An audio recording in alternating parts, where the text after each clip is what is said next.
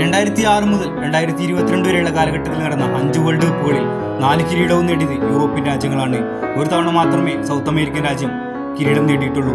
2006-ൽ Italy, 2010-ൽ Spain, 2014-ൽ Germany, 2018-ൽ ഫ്രാൻസ്, 2022-ൽ അർജന്റീന.